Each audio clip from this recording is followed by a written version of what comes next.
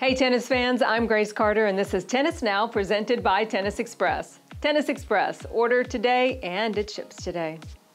As we wrap up the crazy Corona 2020 season, we're kind of wondering how the 2021 Grand Slam season is going to shape up. Of course, no one can quite predict anything that's going to happen in the next few months, but right now, travel restrictions are still in place in Australia. As we tape today's news, England is locked down through December 2nd.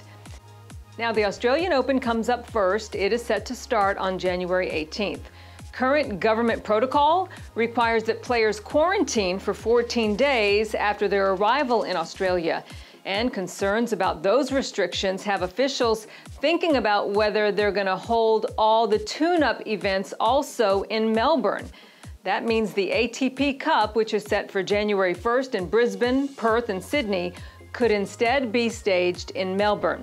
Australian Open Tournament Director Craig Tiley says that travel from state to state within Australia could be a bit of a problem, so hosting everything in Melbourne may keep things much simpler.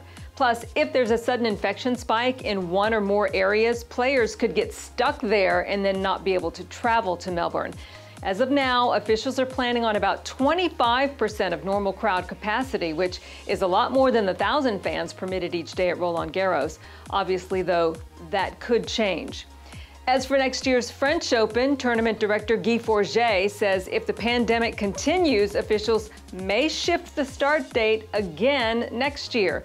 Though this time around, they promise they will first consult with Grand Slam partners and the other pro tours. Now, Forget says he thinks they made the right decision for this year, and they're keeping the dates as they are for next year. Next summer's dates are May 17th through June 6th.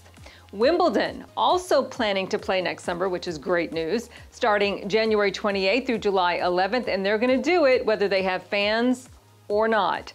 And the U.S. Open also staying on schedule and will also play with or without fans.